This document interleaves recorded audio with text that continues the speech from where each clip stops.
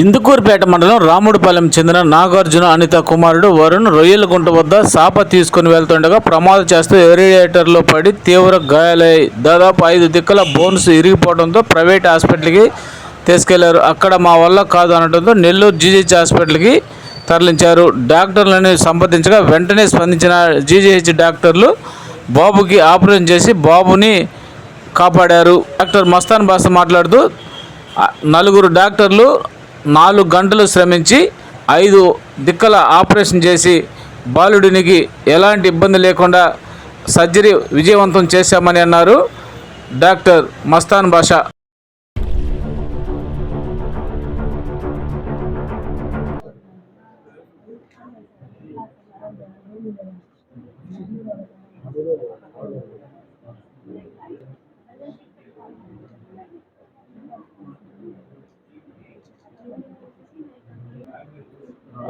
నార్మల్గా ప్రజల్లో ఏం అపోహ ఉంటుందంటే గవర్నమెంట్ హాస్పిటల్కి వెళ్తే మాకు సరిగా చూడరు, సరిగా వైద్యం ఉండదు, సరిగా చేయరనే అపోహ ఉంటుంది.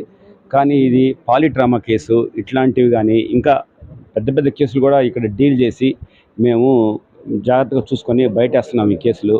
దయచేసి అటువంటి అపోహలు ఏం పెట్టుకోకుండా గవర్నమెంట్ హాస్పిటల్ని మాతో సహకరిస్తూ మాకు తోడుగా ఉంటూ మీరు మా సర్వీసెస్ని 100% ఉపయోగించుకోవాలని చెప్పి కోరుకుంటూ ప్రజలకు ఈ మెసేజ్ ఇవ్వాలని చెప్పి మీడియా మిత్రులందరికీ కోరుకుంటున్నాము. 4 నుంచి 5 లక్షలు. వాళ్ళు అసలుకి చేతిలో చిల్లి కావలేదు, అక్కడ రెక్కాడదగా డొక్కాడదు. ఆ రోజు చేసుకుంటేనే ఆ రోజు భోజనానికి వాళ్ళకి 4 పిల్లలకి వాళ్ళు అక్కడ రొయ్యల దగ్గర ఉండి చేసుకునేవాళ్ళు. అది వాళ్ళకి కార్డు కూడా లేదు.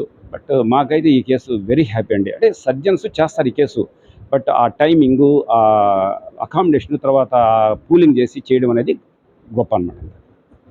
పట్టించుకోదు అనే అపోహలు ఉంటాయండి. ఇప్పుడున్నటువంటి రోజులకి చాలా మార్పులు జరిగాయి.